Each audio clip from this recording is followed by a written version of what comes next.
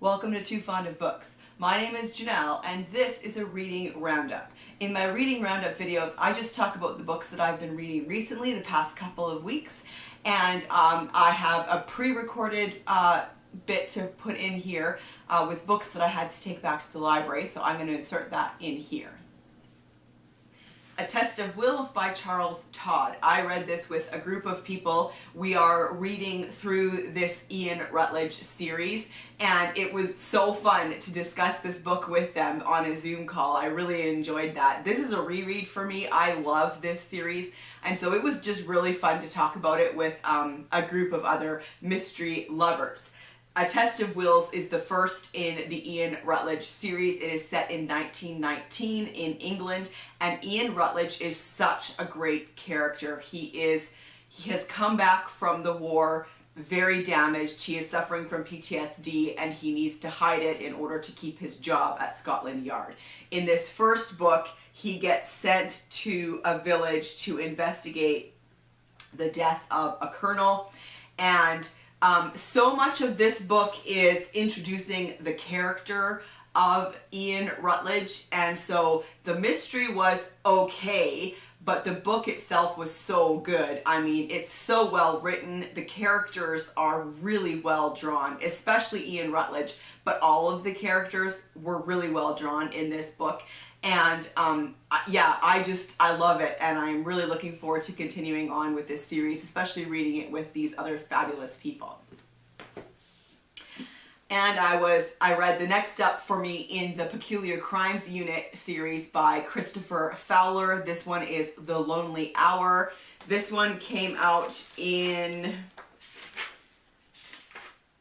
2019, so it's pretty close to, like, I think there's only one or two others after this out, and I love this series. It's a modern day series set in London with Arthur Bryant and John May, who are the detectives in the Peculiar Crimes Unit. I love that this series is a little bit quirky and a little bit different. Bryant and May are detectives who should already be retired.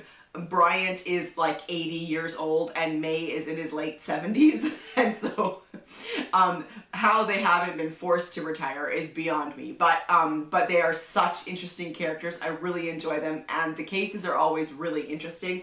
So in The Lonely Hour, they are investigating the death of a man who was killed at 4 a.m. and then there are further deaths, and they all happen at 4 a.m. And so that's what they're investigating. There was a lot about the specific members of the unit in this book too that was really interesting. These books are often very funny and sort of lighthearted, but there's always this element underneath of a bit of conflict and tension, because the unit is always in danger of being closed down. So that's always a part of the story. And in this book in particular, it was just a little closer to the surface.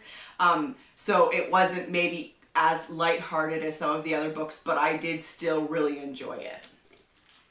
And then there was a really funny coincidence when I was reading this. It was on page 183. He raised the phone and turned it to them. The message said simply, "Hell is empty and all the devils are here." And I thought that was a hilarious quote to read in this book, because I just finished reading Louise Penny's All the Devils Are Here, and that quote was in that book as well. So I think it's funny when those kind of coincidences happen in your reading. And then I read The Benson Murder Case by S.S. Van Dine. I read this with Donna from Studio in the Library and a few other people. We chatted about it on Donna's Goodreads group. And this was really fun to read and to discuss with other people. This book was written in 1926 and it takes place in New York City. And it is about Philo Vance, who takes up the challenge to investigate the death of Mr. Benson. He is found in his home, shot through the head. And Philo Vance is, Donna made a great comparison. She said he's like Lord Peter Wimsey and Sir Percy Blakeney from The Scarlet Pimpernel. He's like a combination of those two characters, and it's totally true, because he's kind of wealthy and interested in a lot of different things and indolent and really kind of annoying at times. Ultimately, that's what I had to say, like, about his character. He just was super annoying at times. This book was interesting too because it was told with a first-person narrator, and that first-person narrator was Van Dine. And so it reminded me a lot of Ellery Queen in that way, although Van Dine is not the investigator like Ellery Queen. And the other interesting thing is that Van Dine was remarkably silent in the book. Like, he's there, he's always there, he's with Vance when he goes and he investigates, but they never talk to him, and he never contributes. He doesn't do anything. So like with Sherlock Holmes and Dr. Watson, Watson is the audience surrogate. You need an audience surrogate, especially with a detective like that, and that's what Van Dine is in this book. But Dr. Watson at least contributes to the investigations. He does something. He makes use of his medical knowledge, and he participates. But Van Dine, like, he never says anything in the book. So it's almost it's like he's just a witness so that he can tell the story. He's more like a ghost or a recording angel, and so I thought that was really, really interesting. But I did enjoy, like, the classic elements of this book. The fact that there were maps and stuff. So here's a map of the crime scene. And then there was also a map that showed, Philo Vance kind of showed how you can use bullet trajectory to discover the height of the murderer. And then there was more maps of scenes at the back. And I do really like that in a book when you're kind of trying to figure out the mystery as well, along with the detectives. And in this one, I didn't get it right. But that was okay. So this one was a fun read. And then I read the second in the Jade Del Cameron series. This is Stalking Ivory by Suzanne Arruda. This was written in the early 2000s, I think. Yeah, 2007. It is set in Africa, in British East Africa in 1920. And Jade Del Cameron is a great character. She is an American woman who volunteered to drive ambulances at the front during World War II. And in the first book, she goes to Africa in order to find the brother of her fiance, who was a pilot and he died in the war. And then she ends up staying there because she just loves it so much. And then she's, in this book, she is a photographer. She is taking pictures for a magazine called The Traveler. And she is specifically trying to take photographs of elephants in this book. And then she comes across some poachers, and the story goes from there. She finds elephants who have been killed for their tusks, for the ivory. But also there was a man who was murdered at the same time. And so, yeah, this is a really fun series. I love that it's set in 1920. Jade is such a great character. She's strong and independent and stubborn, and she just loves Africa. She loves this area, and so I enjoy this series. This is a reread for me. It's been years since I read this, and I don't think I ever finished the series the first time around. I couldn't get a hold of the books, and so I'm doing a reread now and hoping to be able to finish this series. And then I read I Know a Secret by Tess Gerritsen. This is from the Rizzoli and Isles series. This one was from 2017, I believe. Yes. And so in this one, they are investigating the death. There was a death of a woman, and what was confusing was she had obviously been murdered because her eyes had been removed post-mortem and she was holding them in her hands. It was really quite gross. But when Maura is doing the autopsy, she cannot figure out the cause of death. She can't figure out how this woman was killed. And then they go from there. We also get a few chapters in the first person from another character called Holly, and throughout the book you're trying to figure out how she fits in to the mystery. And again, yeah, so it was just good. I like Rizzoli and Isles, and I do enjoy the mysteries. And so I think there is now another one after this, and then so I guess the series is ongoing. I'm not entirely sure about that, but if there is another one, I would definitely read it. Okay, next up is Murder in an English Village by Jessica Ellicott.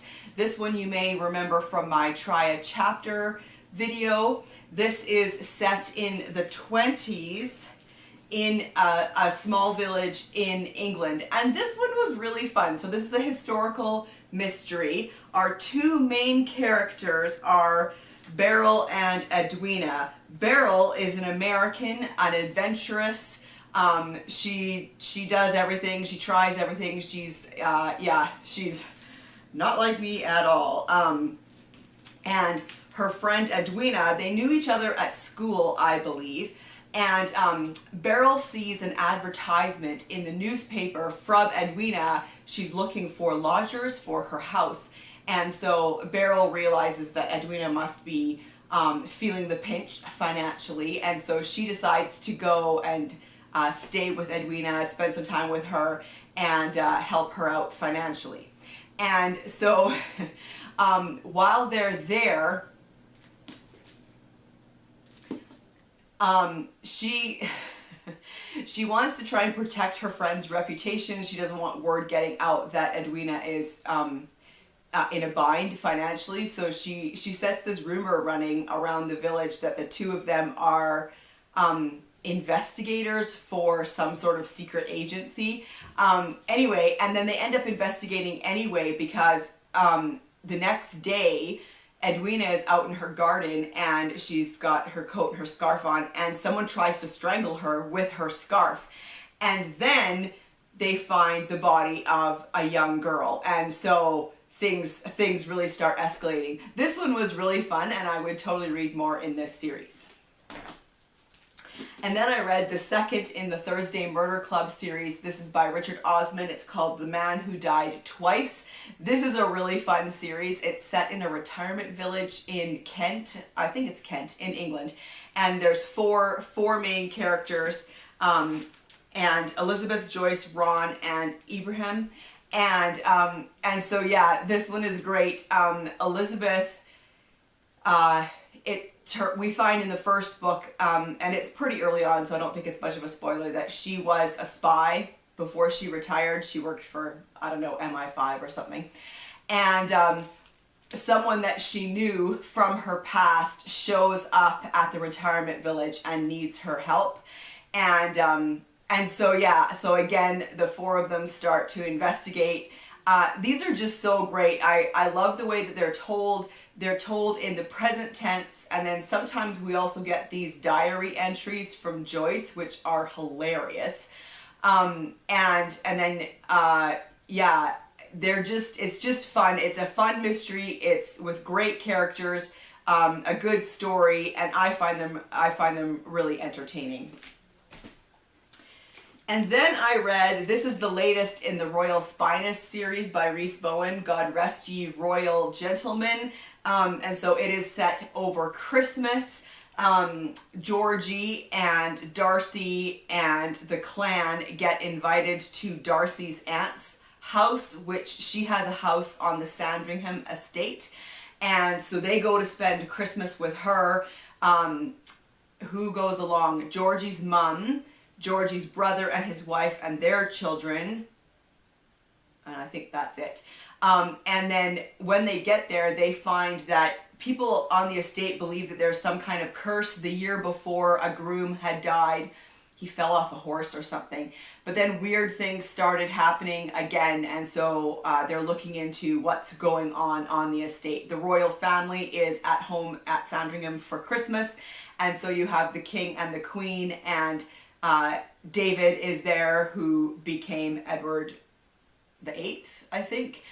His brother George, who became, or Bertie, I can't remember, who became King George, I can't remember, and the princesses, Elizabeth and Margaret.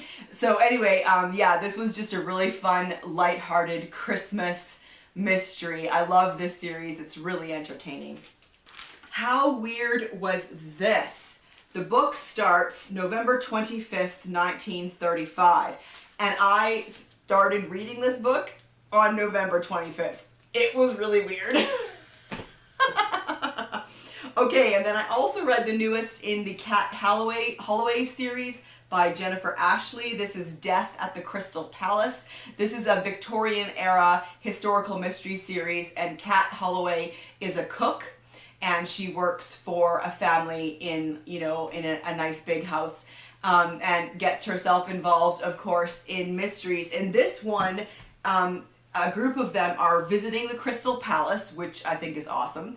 And she gets approached by someone that Cynthia knows. Cynthia is the daughter or the niece of the family that lives in the house where she works. And this Lady Covington, approaches her and says, I've heard that you've kind of solved some mysteries. I need you to help me. I think I'm being poisoned. So that was really, that was a really interesting one. And so she's trying to figure out how she's supposed to help this lady. So yeah, I do really enjoy this series. Good mysteries, good characters. Yeah, this one is really fun. And then last, I read A Fine Red Rain by Stuart M. Kaminsky. Now, I've never read anything by him. I can't remember where I picked this book up, at some book sale somewhere or something. It was written in the 80s, 1987, I think. And it is set in Russia. I believe they're in Moscow. And so it was really interesting to read a Soviet era book that's set in Russia, written like at the time. And what made it even more interesting was that the author is American, and so, you know, I think a lot of it was probably accurate, but there was definitely, you know, this kind of underlying American worldview maybe coming through in the story. We're following 3 police officers in this story. Rostnikov, and he has been recently demoted. He's had a few run-ins with the KGB, and so they're kind of trying to keep him a little bit on a leash. And he ends up investigating a death at the circus. One of the acrobats died when he was practicing. And then also, seemingly coincidentally, Rostnikov came upon this man who was like, had climbed up this tall statue, and then he ended up jumping off and killing himself, and he was the partner of the man who ended up dying at the circus. And so he's investigating that. And then you have Sasha, who is a younger officer who is investigating black market video cassettes and video players, all of that stuff. And then Karpo, who is a dedicated Soviet citizen, and he's a police officer as well, and he's investigating completely on his own. There's been a series of deaths of prostitutes, and he's been investigating that. So yeah, this was good. I wouldn't rush out to find the rest of the series, but it was entertaining while I was reading it. I would be curious to know what this story would have been like if it was written by someone from Russia, but on the other hand, we would never have gotten that story because it wouldn't have allowed to, probably even to be published, never mind come outside of Russia in the 80s. But anyway, so there you have it. That's what I've been reading recently. I would love to chat with you in the comment section down below. Have you read any of these books? Have you read any of these series? I would love to chat with you about that. And I will see you for another video soon. Bye.